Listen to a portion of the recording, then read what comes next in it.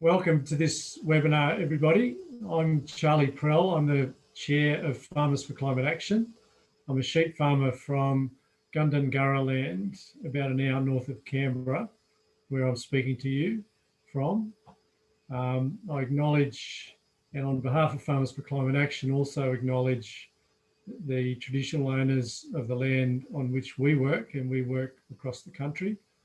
I acknowledge the traditional owners of the land our guests and speakers are joining us from.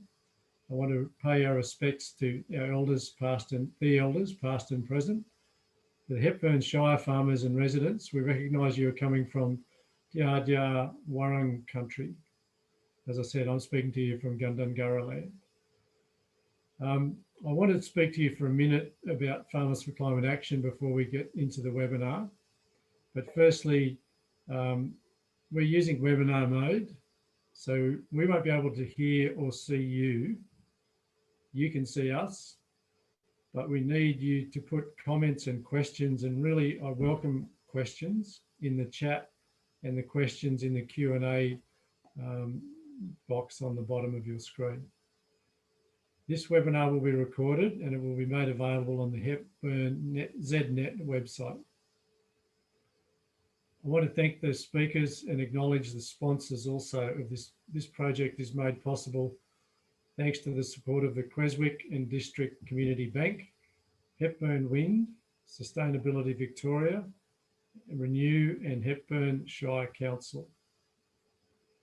Hepburn Z-NET is a collaborative partnership bringing together community groups, organisations, experts and council to shift the Hepburn Shire to zero net energy by 2025 and zero net emissions by 2030. Farmers for Climate Action is supporting the launch of a new publication, a comprehensive guide for the Shire to reach net zero emissions in the agriculture sector. At this webinar, you will hear from local farmer Paul Righetti and Z-NET Roundtable members Tammy Jonas and Dom Murphy. Over the past few months, the Hepburn Z-NET Roundtable has been working with farmers, with local farmers and experts to produce the guide that I mentioned. And that guide is to draw those emissions down.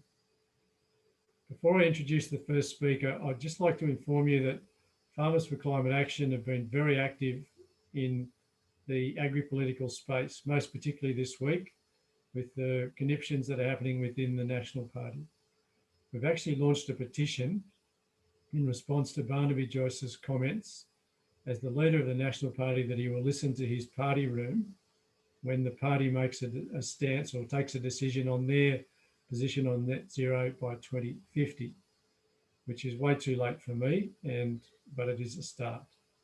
So I've asked the moderator to put the link to that petition in the chat box. Please not only sign that petition, but share it as widely as you can.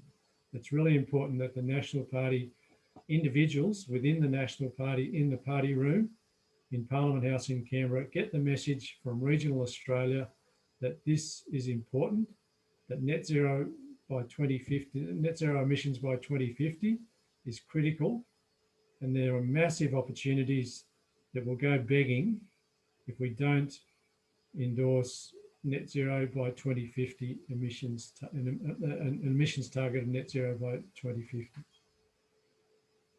So I want to introduce you to the first speaker. The first speaker is Dom Murphy.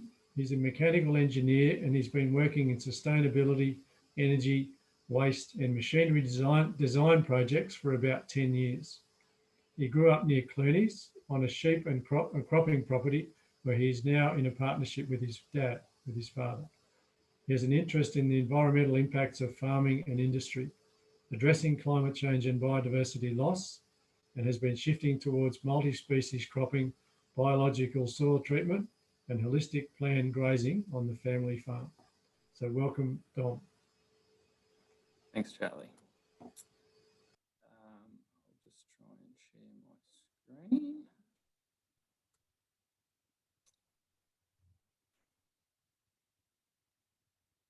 Okay, I'll assume that everybody can see that. Yep. So yeah, my name's Don Murphy, and I'm speaking today, I guess, with a Z-NET Roundtable member hat. So I just want to sort of introduce the project and give a bit of a background, and then I'll leave it to Paul and Tammy to, I guess, speak about the farming aspects of it.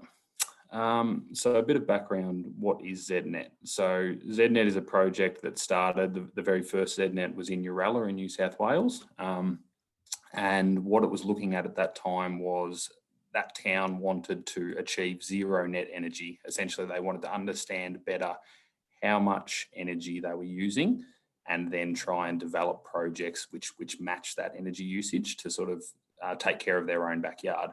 Now, because Hepburn Shire and has Hepburn Wind, which is a generator which is very closely matched to the town of Daylesford's consumption, there was an aspiration there to sort of use that model, but to expand it to look beyond just stationary energy. So when we say stationary energy, we're talking about energy that's, you know, a fixed source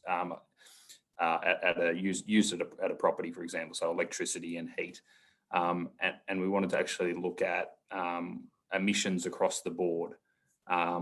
So what happened was all of the different sectors, so transport, energy, stationary energy, agriculture, waste and land use were looked at. And based on that, the Zero Net Energy Town, ZNet, became the Hepburn Shire Zero Net Emissions Transition Project. And there were several project partners along the way, so Sustainability Victoria, and you'll see all the ones, I won't go through them on the page, but several, I guess, national leading experts on carbon accounting and energy efficiency, got local data and developed an emissions profile, and then based on that profile, tried to determine, well, what are the projects that we can do to sort of shift towards zero net emissions in an acceptable time frame. And this was rolled out in 2018, and at that time, the IPCC dropped their report of the need for action on climate change within 12 years. So it was a perfect sort of alignment with a 2030 zero net emissions target. And I'll probably want to stress the point zero net emissions. So there's an understanding that it is going to take time to transition technologies, but you know, if you can offset things and sequester carbon in the meantime while we sort of shift towards more permanent ongoing solutions, then that's much better than where we are at the moment. So what it used, when I say bottom up versus top down, most of the emissions profiles are from a top down level. So looking at, you know, national data sets, how much electricity is used nationwide, how much fuel is burnt. And one potential issue with that is that it's very hard to feed back to communities what impact their projects are having. So there was a desire to sort of use local data on electricity and say, well, this is what we're using today. And if we do a big push for solar panels, for example, or if we do a large project for an additional renewable energy generator, then we can come back in 5 years' time and see what impact we're having and try and sort of improve that. And that was across the board. So electricity, vehicle use, fuel use approximations, and then even farmed commodities. So how much livestock, and then attributing emissions factors to all of those different things and trying to get a footprint for the Hepburn Shire. And it takes a very clear tiered approach of not just trying to install solar panels to reduce your consumption, but actually look to using less and being more efficient and considering, I guess, all of the little pieces that can add up to make your operation or your home or whatever it is the most sustainable outcome possible. And based on that, all of this work, a community transition plan was developed. And there's a roundtable, a community roundtable, of which Tammy and myself are two of the members, sort of trying to implement local projects. So what did it show? pretty significant, and this varies a lot from national averages. That's partly due to the fact that Hepburn Shire doesn't have a lot of industry. It has a lot of agriculture. It has large distances between sort of town centres, so there's a large amount of transport fuel consumption.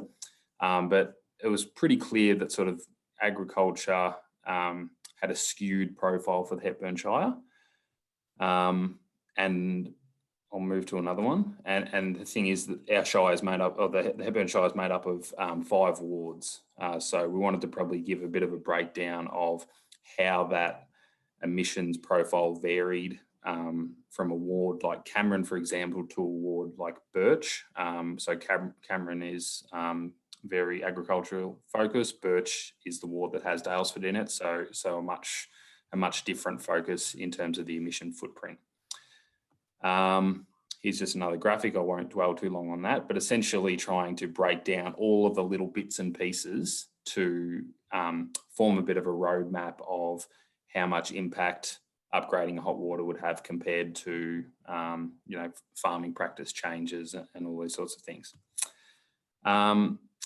As part of this, as part of agriculture being identified as a large sector, there's been some work done since around trying to, I guess, understand and explain why that profile is the way that it is.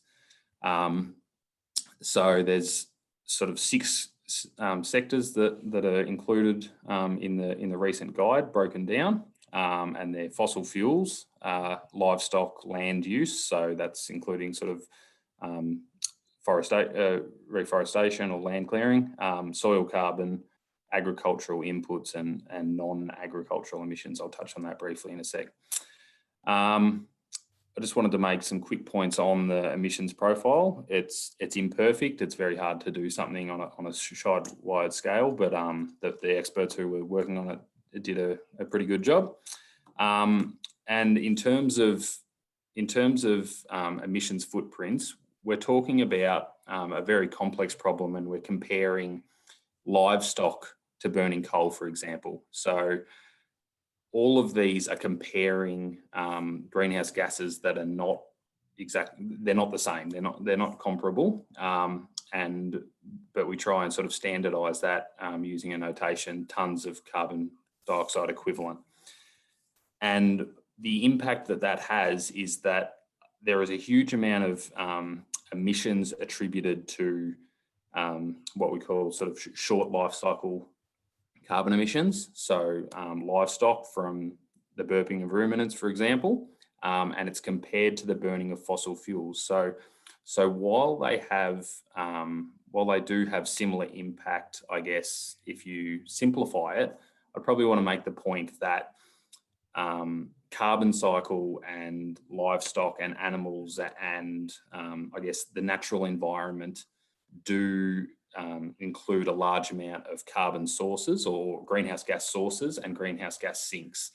And one thing that, and that balances normally, like that there is ability to offset, for example, cattle with plantation of trees. But what is really difficult to offset or to reverse is the burning of fossilized carbon. So I just probably want to really stress that although the footprint displays that agriculture has a big impact, at least that is something that we can work to improve over time, whereas the burning of coal is something that we cannot reverse. So just quickly on those points, on those different sectors, the addressing of fossil fuels, and again, there's more within the document, talking about energy efficiency. There are grants available through Agriculture Victoria and other fundings periodically available. Hepburn Solar Bulk Buy, things like shortening supply chains, and transport fuels is a challenging one. Everybody would love to have electric or hydrogen tractors, and quite often people look to that. It's not there at a broad scale at the moment, but it is spoken about within the document, fossil fuels. The other sectors, so I've put these together because generally they're sort of short cycle carbon sources. So I'll quickly run through. So livestock, probably the biggest thing that comes through is the feed. Talk about feeding ruminants different feedstock supplements to try and reduce their greenhouse gas emissions. There's a lot of discussion around that because I guess it's not a catch-all, and I probably don't want it to distract from, I guess, a big problem of burning fossil fuels. Soil carbon is a very much spoken about, I guess, solution, and we have lost a lot of soil carbon. There's a lot of potential to sequester a lot of soil carbon, but it is inherently volatile. So I think, there's probably a lot of consideration around we can't burn fossil fuels, or we can't do other environmentally unsustainable practices and bank on soil carbon, allowing us to do that. Land use, so plantations. I think probably one thing that really comes through clearly in land use is that a lot of farming and a lot of tree planting on farms is really seen as I guess you lock it up, you put aside a plantation and you harvest that in future, or you look at that for future and you lock it up. But a lot of sort of European economies, particularly that are further progressed around the zero carbon economy, integrate bioenergy and agroforestry into that. So actually, not just writing off a plantation, but looking at how that can be sustainably harvested and replenished, and then using that for renewable resources, renewable energy, and in effect allowing you to put more of your property into plantation because there is financial benefit to it. And then quickly on agricultural inputs again within the guide. I'm probably running out of time. I'm taking quite a bit. Sorry. In terms of non-agricultural emissions, so there are things that I guess are attributable to agriculture, but not directly linked to the farm property. So things like refrigeration, supply chain of components, both before the property, so in terms of the farm operating as a farm, but then the supply chain implications of sending things off farm, and food waste. So food waste is another sector which I guess isn't agriculture's problem. It's people throwing food in the bin going in the landfill, which creates greenhouse gases. But it is a potential, it's a knock-on effect of excessive food and I guess our supply chain and the way that our supply chain works, and our food industry works. But there are also opportunities in that. So I'm highlighting the word appropriate renewable energy. Something that's very relevant in our region at the moment is large-scale expansion of renewable energy, and locking up farmland to achieve that. Renewable energy has a place, but it should be appropriate. And we have a local generator, Hepburn Wind, who have co-located farming with an appropriately sized renewable energy generator. So there's consideration around that. And I think it's an important discussion that just because we're supportive of renewable energy broadly, that there should be consideration around exactly what that looks like. And that's something that the Roundtable considers. So bioenergy production, so farming actually has the potential to produce energy, be a net producer of energy to feed bioenergy sources in the future. Conscientious purchasing, which Tammy will speak to probably, and food waste. So one option that's being looked at locally is there's a ban of organic waste going to landfill coming in statewide by about 2030, and looking at options to process that locally. So on-farm composting, which has knock-on effects to reducing inputs, reducing fossil fuels through transportation, reducing the environmental impact of sort of large, excessively sized composting facilities. So I guess there are lots of little areas where farming or the agricultural sector can work with other industries to try and reduce their environmental impact as well. And And another thing is the Z-NET project is focused on climate change mitigation. So that is reducing the amount of greenhouse gases within the atmosphere to in turn reduce the severity of climate change. But one thing that is clear is that even if we stopped emitting greenhouse gases tomorrow, there are climate change impacts already underway, and there is a need to adapt to that changing climate.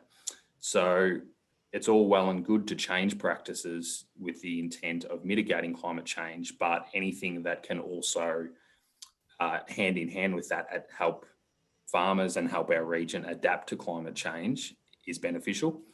Similarly, there are so many groups who are looking at other environmental issues. So it's not all about greenhouse gases. There's biodiversity loss. There's the impact of soil degradation on ecosystem loss and human health. And I guess through that lens, a lot of the projects which are developed to try and mitigate greenhouse gas emissions can potentially improve the outcomes in all of these other sectors as well. I'm probably going over time, sorry. So next steps, I think the focus that the Z-NET project tries to sort of drive home is looking in your own backyard or looking in your own community and trying to determine what you can do. Speak with farmers locally. There are several farming groups, regenerative farming groups, and sustainability groups and the Z-NET Roundtable that are focused on environmental improvement, but also on emissions reduction. And don't be too worried about getting it perfect. So I guess a lot of people, probably myself included, try and I guess understand how many trees they need to plant or what they need to do to offset. But it's probably, action paralysis by trying to get it right and get everything perfect. The Z-NET project is about trying to make incremental small changes and slowly improve to work towards something that's sustainable. Thank you. Thank you very much, Dom. Lots of challenging issues you raised there. I'm pleased to say that I'm pleased to hear you say that farmers need to acknowledge that they have been part of the problem. That's been our stance from Farmers for Climate Action for some time.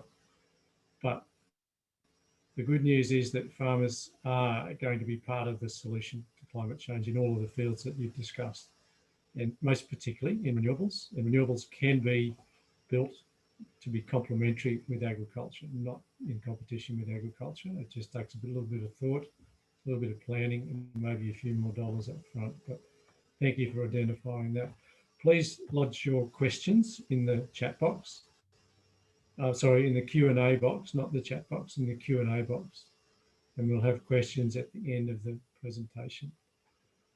So I'd like to thank you, Dom, and now I'll introduce you to Tammy Jonas, who's an agroecologist in principle and in practice. A farming heritage breed large black pigs, cattle and garlic with her husband Stuart in the Central Highlands of Victoria on the unceded lands of the Dja Dja Wurrung people, to whom she pays respect to elders past and present. She is president of the Australian Food Sovereignty Alliance, the AFSA, co-editor and co-author of Farming Democracy, Radically Transforming the Food System from the Ground Up. It was published in 2019. And she's undertaking a PhD at the University of Western Australia on the role of small-scale heritage breed livestock farmers in an agroecological transition and decolonisation of agriculture in Australia. Wow. We're really looking forward to hearing from Tammy. So welcome, Tammy. Thanks, Charlie. It's great to be here. Just going to get this screen up. Can everybody see that now? So yes, I'd like to acknowledge that I'm joining you from the unceded lands of the Dja Dja Wurrung and pay my respects to elders past and present, and also pay my respects to any Aboriginal or Torres Strait Islanders who are present today. And I want to thank the Farmers for Climate Action for hosting this launch today of the Farming Guide. It's been really exciting being part of the Z-NET process in our Shire and working with people like Dom and Taryn on furthering our actions in this region. We all know the problems of industrial agriculture, and I don't need to recite them here. The figure about 41% of our emissions in this shire coming from agriculture is, of course, worrying as a farmer who is part of that 41%. But I also would like to add to Dom's point, actually to strengthen Dom's point about different carbon cycles. And so the farmers here, like Paul, who you're going to hear from soon as well, are doing lots of work to sequester carbon in soils, keeping ground cover, planting more trees, and putting our carbon cycle, our short carbon cycle, back into balance. However, as Dom also said, it doesn't really matter. We could do all of that and become perfect farmers, but if we don't stop the level of extraction from fossil fuel industries, we can't fix that. Farming can't fix extractive industries. And I don't think that means we shouldn't do what we're doing, but we shouldn't lose sight of the problems of extractive industries and the need to reform those industries as well. How does this work? There. I want to actually start just quickly by framing this on the need to center Indigenous peoples and smallholders in decision-making processes around climate change, adaptation and mitigation, or policymaking.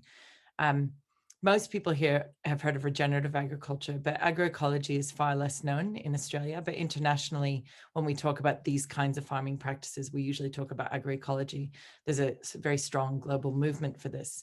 Agroecology is considered a science, a set of practices, and a social movement. And something really critical to that movement is our notions of social and economic justice, putting solidarity with First Peoples first, and also putting solidarity economies that reject corporate power and capitalism, and ensure that farmers are involved in decision-making processes. I want to also frame this by saying Tyson Yunker Porter from the Appalachian Clan, who wrote Sand Talk, How Indigenous Thinking Can Save the World. Somebody I really recommend you reading the book and attending some webinars he's done. He's a really excellent thinker for all of us farmers, especially to be thinking with, I think. He says, we rarely see global sustainability issues addressed using Indigenous perspectives and knowledges. It's always about the what, and it's never about the how. There's a very ancient custodial ethic amongst First Peoples globally, and also peasants and smallholders who've been on land for a very long time. And there's a growing one, I would argue, amongst the agroecological and regenerative farmers in Australia and other parts of the global north. It stems from a place-based understanding of country, reactions to climate change and loss of biodiversity, and an increasing willingness to grapple with what it means to hold title to the unceded lands of First Peoples, while working out strategies of how to pay the rent. And if one lives with our land in a relationship embodied by this custodial ethic instead of a competitive or productivist ethic, it fundamentally changes the way we farm. And now I'm just going to talk a bit about how we farm here at Jonai. So on our farm, we're on 69 acres of volcanic soils here. We run cattle and pigs on pasture. We have heritage breed large black pigs, and biodiversity is really important to us, not only in terms of maintaining the biodiversity outside of the farm boundaries and making the farm not damage biodiversity, wild biodiversity, but we're also interested in it in our agricultural products, the things that we raise here. There's been a steady erosion of biodiversity globally, and there's currently a post-2020 global biodiversity framework being finalized in October that the UN is developing. And I'm part of those processes, and it's a grim picture. We've been losing more and more in our food systems and in our wild systems for a very long time. So we're proponents of farming rare breeds that are locally adapted as well to conditions. Our pigs are fed entirely on waste stream or so-called waste stream feed, such as the brewer's grain you can see in this photo from a local brewery. They get whey from a local cheesemaker. And we get literally dozens of container loads of food waste from the city of either damaged or food past its so-called use by, often things like something like date paste, which is basically pure sugar and doesn't go off. But our society throws these things away based on notional use by dates. So the pigs are fed very well. They eat a lot of really delicious things. And what we managed to do is divert hundreds of tons of stuff that would have ended up in landfill, causing emissions there. It also means we've exited that industrial agricultural model where we've separated livestock from feed. And we, instead of buying purpose-grown feed for our pigs, because they obviously need more than just pasture, we've managed to find a source that diverts landfill and makes delicious pork. The cattle are holistically grazed. They're moved every single day. You can see they're on the volcano there. That was quite a challenge to figure out how to do daily moves and have water for the cattle on what is an extremely steep 100-meter climb. And so the picture to the bottom left is the solar pumps. Stuart's built solar pumps all over the property, and they're made from about 80-year-old piston pumps. Ajax is his favorite. And previously, he would salvage these secondhand solar panels and treadmill motors. And through some kind of MacGyver thing that he does, he puts those together, and it then can pump a 100-meter head to the top of this volcano so that we can water the cattle all the way along. You can see, again, there's no fossil fuel input then to move water all around this farm. Unfortunately, our council about 2 years ago decided to stop us salvaging the way we were doing from our tip. And we've not been able to get those kinds of materials for a couple of years. After a huge community outcry, there's been some work towards rehabilitating our ability to continue doing safe and responsible, like climate responsible salvaging from the tip. We also, in 2014, we built a butcher shop and a commercial kitchen on the farm. So I'm the mindful meatsmith here at Jonai. Stuart's the chief farmer.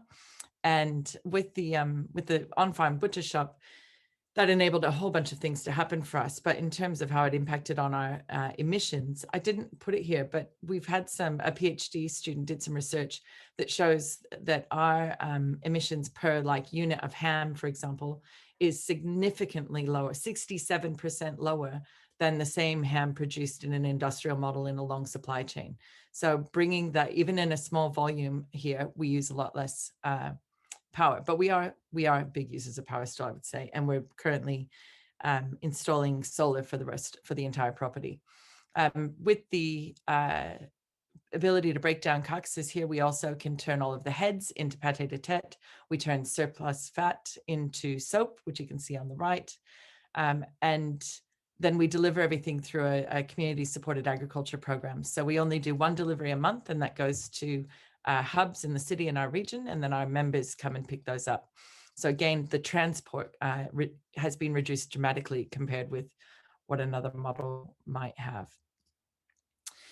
Once we've used up all the bones to make bone broths, we then, in this retort that Stuart built from secondhand materials as well, that's a tank inside another tank that he fuels with veggie oil.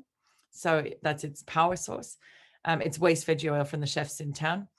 That then pyrolyzes the bones to make what we call bone char, and it's similar to biochar. And that makes, and then we crush the bone char.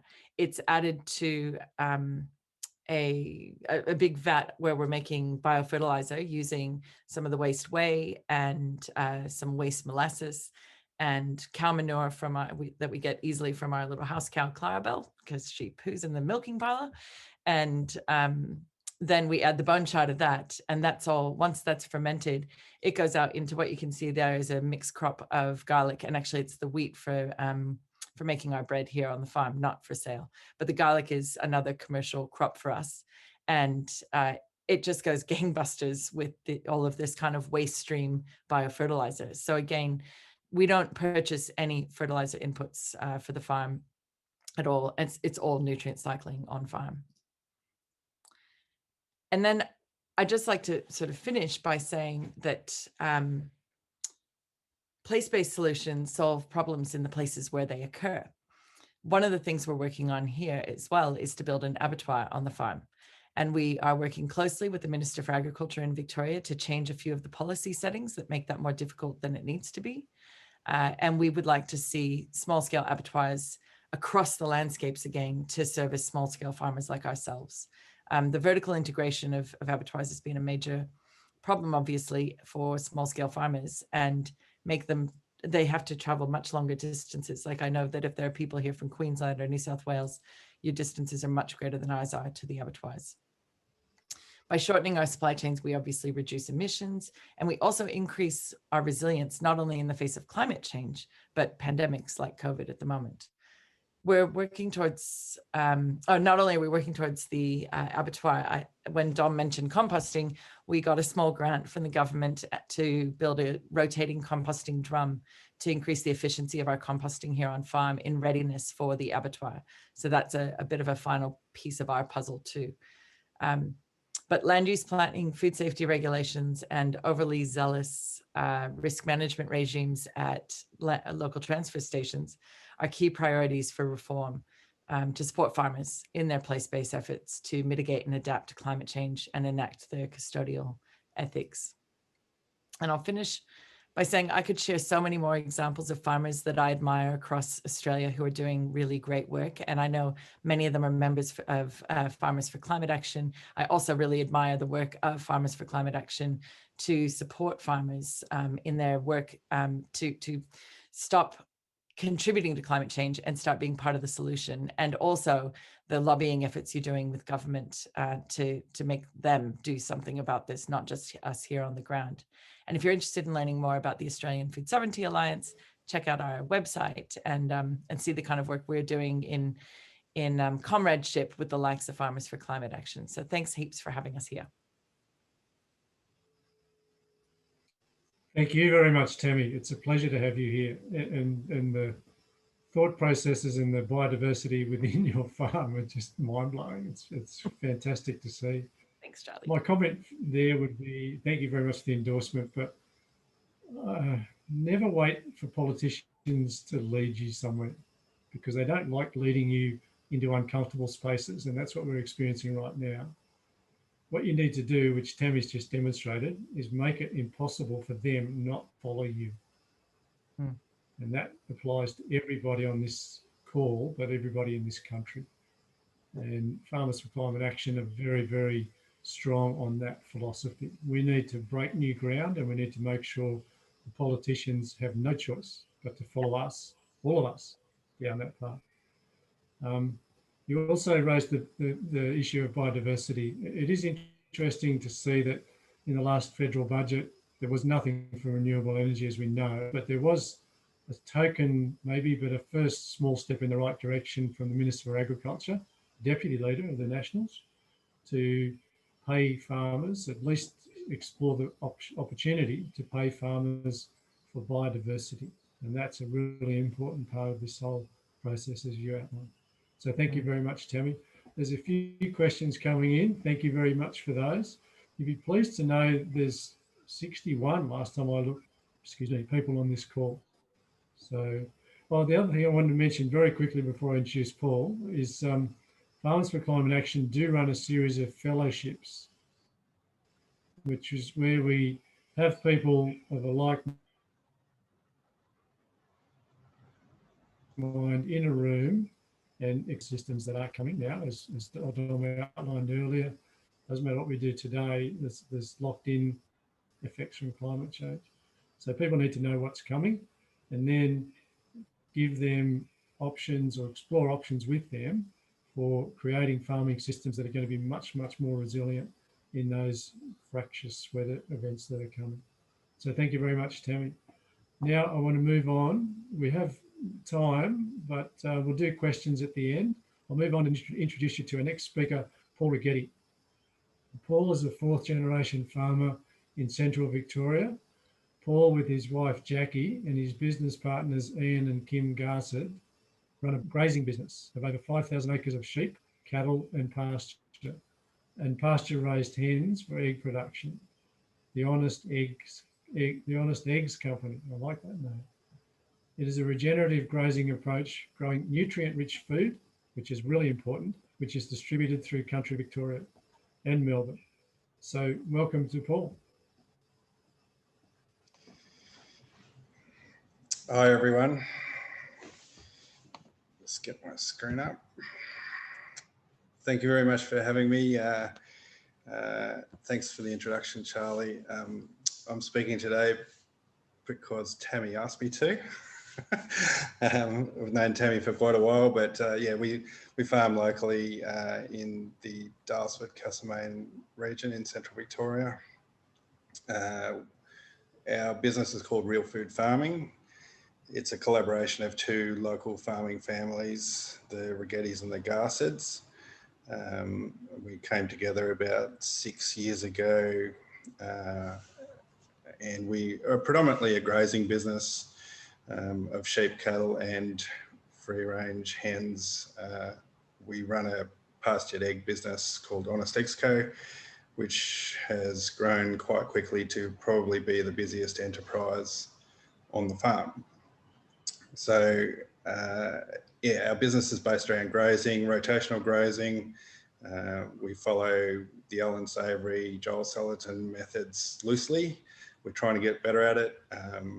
We manage, or we try and match our livestock to the grass load we have. So we do tend to trade a lot of livestock, matching carrying capacity to heads and mouths on the ground. So therefore, we have 4 or 5 different properties and some leased land that we can sort of have the flexibility to be across all of that, depending on what biomass we have to eat. And then when we run out of feed, we sell down. So we're just trying to keep ground cover at all times. And I'm going to run you through just a short PowerPoint presentation of photos that our 12-year-old daughter Eve put together, because she's much better at it than I am. But let's see. So this is my business partner Ian, and we're standing in front of one of our large mobile hen houses. We call them roaming roosts, but they roll. They're all rolling across our pastured paddocks. And it's quite important that they keep moving for nutrient laydown and fresh pasture for our chooks to eat. So we never stop in, like our livestock, we're moving through paddocks all the time in a rotation. That's the same with the pasture-raised hens. So we're in one position for about a week, and then we move along to fresh grass and let the ground behind it recover. And for those who are familiar with Alan Savory's work and Joel Salatin's, it's all about rest and recovery after you've had the impact of the animals. So Eve's just put a few photos of animals up, but we called our egg business Honest Eggs Co because we're quite transparent about the way we farm. We bring schools to the farm and we run tours on how we farm. It always astonishes us what the disconnect is between, especially with the school kids, the knowledge of where their food comes from and how it's produced is astonishing. The lack of knowledge from kids. These kids are from Wesley and Clunes, mainly Melbourne kids that come up to the farm, and yeah, it's staggering, but we enjoy showing them and educating them how we think it should be done. And it's with our regenerative farming approach, being transparent about it is one of the values in our business. And we think with social media now and more awareness within the community that's buying our produce, we're able to give that to them, and we enjoy that. So these are just some more pictures of our sheds. So these sheds are on wheels. They hold about 2,000 birds each. And you can see where we've been 2 weeks before. So there'll be a nutrient laydown and impact around the shed, and the 2 strips in the middle are the manure that's falling through the floor at night when the birds are perched in the shed. So there's always a bit more impact in the middle of the shed. but it quickly recovers. So we move weekly as a rule, and so this is 3 moves there. The sheds are on the 3rd move. Each shed has grain and water attached to it as well, because chooks can't live on pasture alone, but they do forage quite extensively, and they're not only eating pasture, but bugs and grubs and worms. And another key aspect of our hens, because we never lock them up, they have Maremma dogs guarding them all the time. They will be out grazing at daylight and out grazing at dusk, but they roost inside. But sunlight is a huge factor for minerals in the produce, and the chooks are in the sun whenever they can. That's the recovery as we go along. So we're probably 4 or 5 moves down there, and the grass is starting to regenerate. And as we go along, that's what happens. And you can, if you look at our farm from the satellite, you'll see all these little moves from the chicken sheds as they move around the farm. We then need grazing animals to come in and graze it down, because chooks don't like it when it's too long. They're not able to eat it when it's long. So we crash graze with sheep or cattle behind the chooks, and there's a synergy between the species. So we're trying to get more diversity in. We do some pasture cropping as well. However, we're just trying to get better at our rotation at the moment. And that is a photo of Eve, because she put the presentation together for us. So she's put herself in at the end, but I'm happy to answer any questions. We think we're on the right path. We really admire the work that Tammy's doing and Dom's presentation. Yeah, it's exciting to go down this path and making the planet a better place for all of us. Thanks, Charlie. Wow. Thank you very much, Paul. Who knew that you could run chooks and cows and sheep in the same space? It's great. Bit of back to the future though, but biodiversity is fantastic, and I mean, you can see the complementarity of that system that you've created there. There has been one theme that all of the speakers have spoken about, and that is perfection. Don't ever let perfection get in the way of making a start. Most of the people that have broken new ground, no matter what they're doing, they've learned as they've gone along and adapted and changed their systems to accommodate new systems, new techniques. That's a really important part of agriculture that we need to remember. But in saying that, we'll just mention one thing. There is so much Indigenous wisdom in this country that we, as European or as non-Indigenous people, are turning our back on. And not individually, I understand that, but collectively we need to be honest about the wisdom that the Aboriginal people and the Indigenous people have been offering us for so long now, so generously, and they've been slapped down so many times. And there's a bit of a furor going on at the moment about one of the most recent books written in relation to that. I really hope that I'm able to see a change in direction from the leadership of this country towards not only acknowledging but embracing and empowering the wisdom that the Indigenous people have been generously offering us for 230 or 40 years now. But that's my little rant. So Adelaide, thank you very much to all the presenters, and there's some great questions coming in. We've got nearly, well, we did a little bit over half an hour for questions. So I'll go to the question box. If you want your questions answered, put them in the Q&A box down the bottom of the screen. Just before I do that, I'll just have one last go at promoting Farmers for Climate Action. Even if everything stops tomorrow in relation to burning fossil fuels, things are going to change. We can't do anything about that, but we can adapt our farming systems to new climate and new weather systems that are coming. So please reach out to us, have a look at our website. If someone can put the link to the website up there, that'd be great. We're all about farming forever. That is our mantra, that is our vision. And it doesn't matter if we solve the problem about burning fossil fuels. If we have nothing to eat, we're going to starve. So we need to do it all together. And there's a well-known book called This Changes Everything that I'd really recommend you read. Okay, so I'll move on to questions. Not sure, can the other panelists see the questions or not? Anyway, I'll read them out for everybody that's on the call. The first question is from Sarah, and it's, not sure who it's addressed to. Anybody can have a go at answering this. Is it harder to reduce emissions as an animal farmer as opposed to a crop farmer?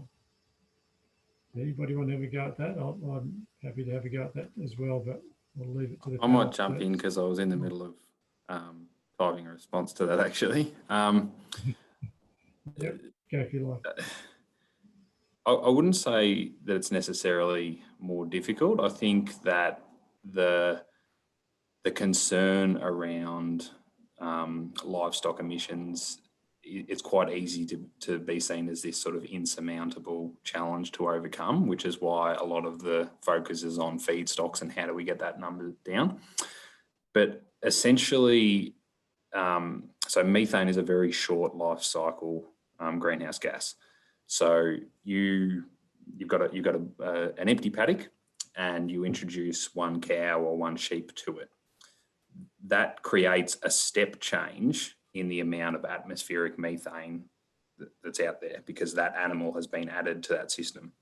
And then that methane begins to break down immediately. So the next year, the animal puts out more methane, but while the methane that has already been emitted is breaking down. And after about sort of 9-10 years, I can't remember the exact figures, but there reaches a point where the rate, there is no increase, there is no net increase in atmospheric methane because of that animal. So that animal is seen as a step change in increase in atmospheric carbon. So that's not to say that it's not a bad thing, but it is a step change. So when you look at it in that context, if you have a more, I guess, well-rounded system where you say, for example, plant out X amount of hectares for a certain number of cattle, then those trees are sequestering carbon, reducing atmospheric carbon to a point where they are matching the increased level of methane. So there is actually pretty, I wouldn't say clear metrics, but reasonably well understood metrics around actually making your system net zero. So it's not like if you have a cow out there, there's no way to do it. And I would say that it's a much more valid way to offset, to have a short carbon cycle source offsetting a short carbon cycle source than to burn millions of litres of diesel and plant some trees to offset that. Okay, thanks, Dom. Can I add to that, Anybody Charlie? else? Yeah, I Sure. I just love to add, I think thinking about agroecosystems as the complex that we need them to be. So I think, Dom gave an excellent example of, that when you have a carbon cycle imbalance with however many cattle or sheep you're running, in balance with the number of trees and the diversity of species on the ground, of grasses and things, it's the whole picture. And most cropping systems are monocultures of crops, and they're tended by fossil fuel driven machinery. And there's very little biodiversity there, and there would be very little deep rooting in most of those systems either. So the potential to sequester carbon in most cropping systems is not as high as it is in grasslands that are being grazed. So I think, in cropping systems, I think the thing to be thinking about is how to diversify those cropping systems as well, and use less fossil fuel driven machinery. Yeah, thanks, Tammy. And also maybe less chemicals at the same time. But there's strength in biodiversity across animal systems, as we saw from Paul, but also in cropping systems as well. A couple of questions for you, Paul. Firstly, really easily, where do you retail your eggs? And secondly, oh, sorry, no, the question's gone. So, no, there it is. What species are you using in pasture cropping, particularly C4s? We retail our eggs through Dalesford, Castlemaine, Kyneton, Bendigo, Ballarat, good fruit shops and food stores, butchers. 85% of our product goes into Melbourne through independent grocers, and we've actually just moved into some Woolworths stores as well. So interestingly, they like the regenerative approach, and they can see that there's a market there for our produce, which is exciting. Sorry, what was the second part of the question, Charlie?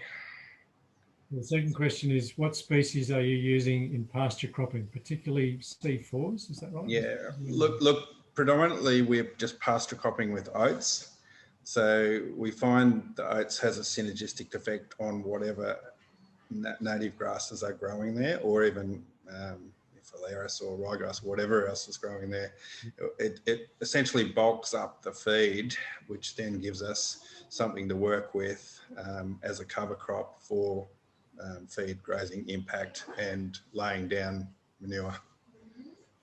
Simple, cheap, and grows really well. Right. Okay, thank you. Dom, a question for you. What would be the top 2 things that farmers, large or small, can implement quickly to get underway to reduce emissions? That's an easy one. Yeah, I knew the answer to that. I'd be very rich. Look, I guess it depends on your operation, but if I was going to, I guess, make some blanket recommendations, fossil fuel usage. So leading back to, irreparable damage, no matter the operation, fossil fuel usage. And unfortunately, that is limited to primarily stationary energy at the moment. So when I say stationary, electricity, gas, even fuels for stationary pumps that are liquid fuels, they're transport fuels, but they're used in stationary applications. They're easy, relatively easy wins, and there's funding available for them. There's a lot of talk around hydrogen and biodiesel and all sorts of things, but it's just at a broad scale, it's just not there. It's not financially there, and the technology is not there. So stationary energy would be one. Planting trees, and I know that sounds like a caveat, or I would put around planting trees is, at the moment we see it as taking land out of production. How much do you want to plant trees to sleep better at night, or whatever your motivation?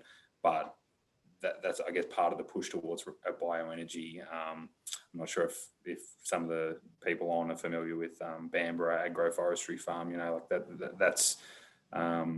That's a Rowan Reed is a real advocate for sort of breaking down the barrier between here's forestry and monoculture over there, and here's cropping and monoculture over there, and you have to pick one or the other. Having systems which are actually profitable, harvesting timber, harvesting bioenergy. But if you wanted to go out tomorrow and reduce your impact, I would say energy reduction and go and plant some trees. Right. Can I add to that, totally respectfully? I think the biggest thing, in addition to those 2 things that you said, that farmers can do is maintain their ground cover. Not so much in reducing emissions, but allowing the soil to absorb carbon.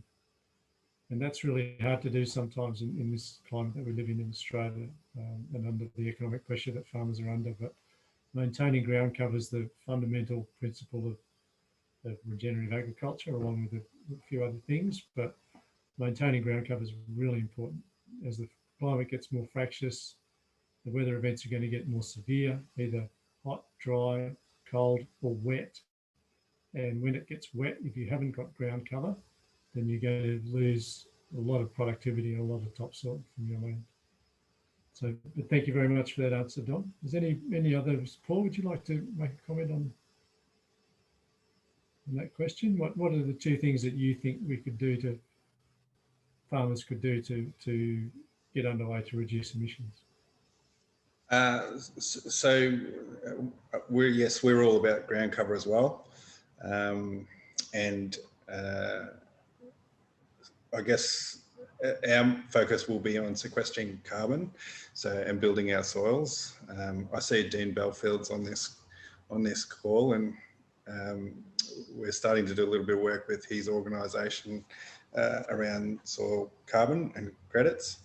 So that's where we're focused, and it's not hard to do, but it is management. And I think Dom said it early on. Sometimes you can get stuck in action paralysis. Was it, Dom? Just start doing something. So mob up. So even if you start grazing, a paddock in half the time, that's a start, and just move towards getting better at it. And we're by no means there yet, and we've been studying this for 20 years or more, but we are getting better at it. So the same old thing, don't let perfection get in the way of making a start. Yeah. Yep, for sure. Thanks, Paul. Tammy, would you like to contribute to that discussion? What do you think of we can do? Yeah, I think I just agree with what you've all said already. I think, the ground cover for me is critical, and diversity, maintaining more diversity, and a system that's in balance, just having a lot more going on, I think is like a big part of the answer rather than less. Don't simplify agriculture. It's a complex system, and it should be. And yet planting trees. I mean, our tree planting, we're very opportunistic. We put shelter belts everywhere where we can run water lines to water stock, and it creates shade for stock and fodder for stock. And so we see it as absolutely, an addition to the enterprise rather than taking land away from them. So plant trees and figure out ways. The fossil fuel one is actually quite hard in transport for sure, and it's our biggest challenge. So we're constantly strategizing around just less use of driving. So if we have if we're off to deliver animals to the abattoir, we're collecting grain on the way back. We're not doing empty loads in either direction. And we were 2 deliveries a month. Now we're 1 delivery a month. Just anywhere where we can reduce our reliance on fuels like that is we seek it. Yeah. Thank you, Tammy. I totally endorse everything that all of you've said. I think the underlying comment I would make, though, is there is strength in biodiversity, whatever that is. And the more diverse your systems are, the more likely you are to be able to withstand the weather systems that are coming. So don't be frightened of having a go at something, even if you fail. I think it was 357 times or something Benjamin Franklin tried to get a light bulb going, and 358 was the successful one. So there's a question here from Bruce Woods that I'll ask all of the panel. Is there any scope for battery energy storage in renewables mix? So I can comment on that one, but I'll ask the 3 of you first, the other panel. Is there any scope for battery energy storage in renewables mix, in our renewables mix? I'll probably just speak to it briefly. I think that there is a role for batteries in the renewable energy sector. So it's evidenced by the giant Tesla battery. One of the common things around particularly domestic and the sort of mid-scale sites, of people put on really big solar systems and say, oh, I'm going to get batteries in the future, they're coming down. I guess one issue that I have with that is that there are only so many natural resources in the world, and it's a thing that we jump to ahead of using less and using power as it's generated, shifting so that you use things during the day, you pump water when the sun's out or whatever it be, and things like bioenergy where I think we probably need to get over this this sort of decision that we'll never harvest trees or we'll never cut them down because it prevents us from planting trees. So I look at a plantation of trees as a battery, and it's a much more environmentally friendly battery than a lithium-ion battery. So it does have a place, but again, it has there is a need for more consideration and some caveats around where that place is. Okay, thanks, Tom. I think on a domestic scale, there is plenty of scope. This is just my opinion. There's plenty of scope for batteries in relation to solar panels on roofs, but demand management was what you were talking about, Dom. That's a really important thing to just have a think about when you're going to turn the machinery on or the appliances on in your house or on your farm, when's the best time to use cheap or free energy. Anyone else want to comment in that space? There's another question, I'm sure you've seen it from Bruce, it's about what is being done about water conservation. That's a really broad scope question. Would anyone like to make a comment on that, Tammy? I would just say in terms of water conservation for us, we see the work we're doing to improve the carbon in our soils as the most important water conservation we do. We're just trying to hold more in the landscape because you can only store so much in a highly evaporative dam. So. Yeah, good comment. I totally with that. Paul? Yeah, same for us. More ground cover, more water holding capacity, and we get grass sooner than like a set stocking operation would. Yeah. I think that's part of the Indigenous wisdom that I was talking about earlier. I think storing water in dams in this country is pretty silly. Storing it in the ground where it can't evaporate or evaporates much more slowly is just fundamentally makes sense to me.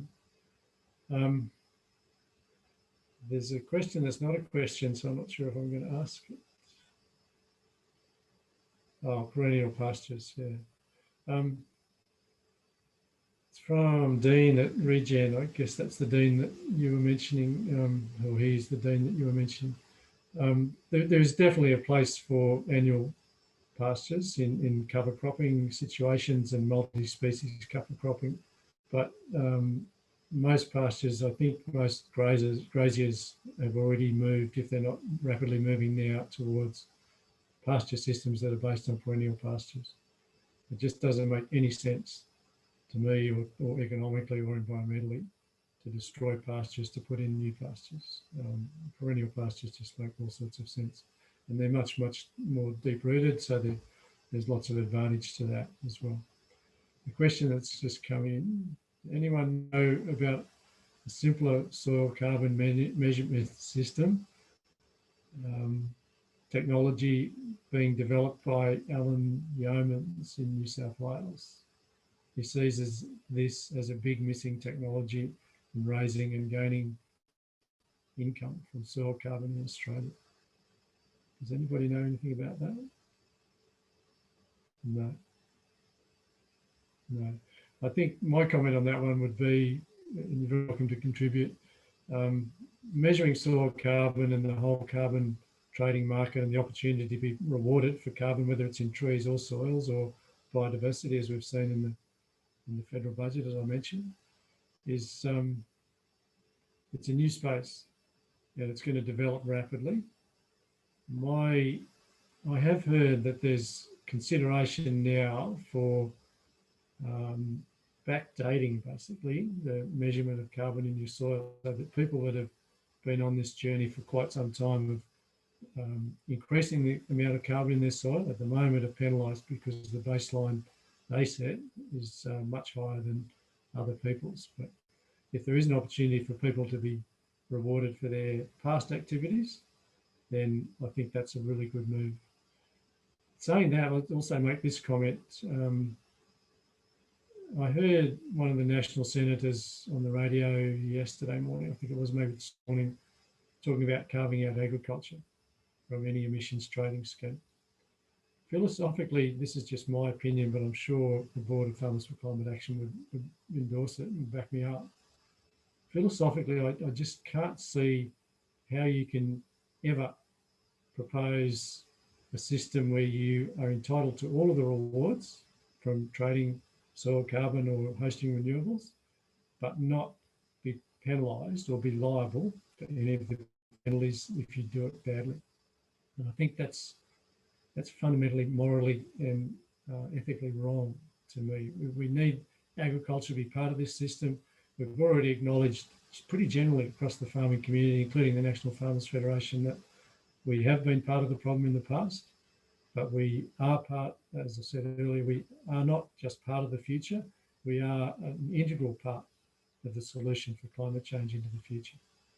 So the carve-out language for me is just morally repugnant. It'd be like saying to the fossil fuel industry, saying, well, we want to be carved out from any trading scheme. That just doesn't make any sense at all.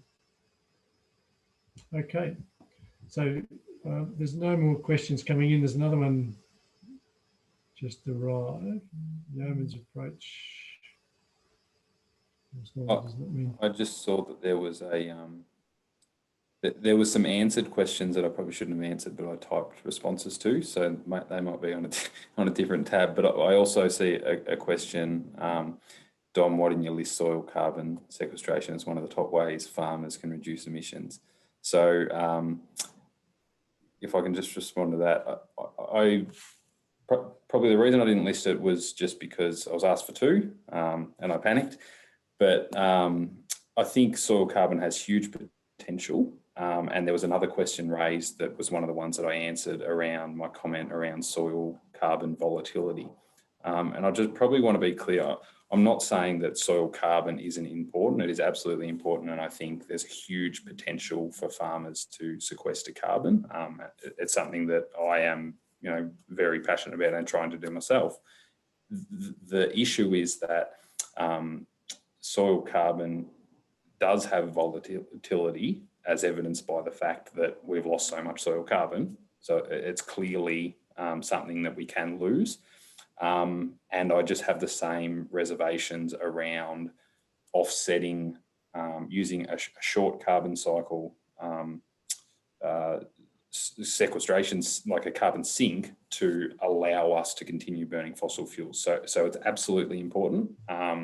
It's a huge part of it, and there are several companies that will help you do that. One thing that we are trying, sort of some groups that I'm involved in are trying to do is try and maybe make that that process of verifying soil carbon less onerous, because at the moment it's quite stringent how you assess soil carbon, and I know the CMA and Landcare are doing some work around that as well. So it's absolutely a huge potential, but it just, like anything, it can't just be used as a band-aid fix-all. It needs to be part of the whole system. Yeah. Thanks, Tom. That's the end of the questions. Does anybody want a bit of time to say anything? Well, there is a sort of a comment from Dean again about the yeoman system not being rewarded financially. I host renewables on my farm, and it's pretty messy. It was pretty messy during the construction. The reason I'm mentioning that is I'm still a farmer and I host renewables. I'm not a renewables farmer. I'm getting the benefit from the renewables and so on my neighbours, which is great. And that's happening at the Hepburn wind farm as well. But, I think there's benefit to farmers generally in Australia, but globally, to conserving their soil, to maintaining their ground cover, to minimising chemical use, to conserving water, all of those things that we've just talked about, biodiversity. There's an immense benefit to individual farmers from all of those aspects, particularly if it's done on a regional basis or a group basis. If we're going to be rewarded for that, that's fantastic. But don't not do something because you're not going to get financially rewarded by a third party, because there's immense benefit for you personally, financially, as well as environmentally, to doing something. It may not be perfect, but don't ever not do something because someone's not going to pay you for it. there's an environmental benefit in all of the stuff that the three of you have talked about today. Okay, we've got about 10 minutes left, but if there's no further questions, I might hand back to Claire. Yeah, if there's no further questions, I think we can finish up. Thank you so much, everybody. Paul, Dom, Tammy, and Charlie for facilitating all of that. Fantastic presentations, and thank you everyone for all of your great questions. It's been really interesting to listen to and watch. I'm going to put an end there unless anyone else has anything to say. Thank you, and this will be available on our YouTube and then on Hepburn Z-NET website in the coming days as well. Thanks, everybody. Thanks so much, Claire and Charlie. It's been a pleasure. Yeah, thank you. It's been great to see you square. I look forward to the outcomes. Great. Excellent. Bye all. Thank you, everyone.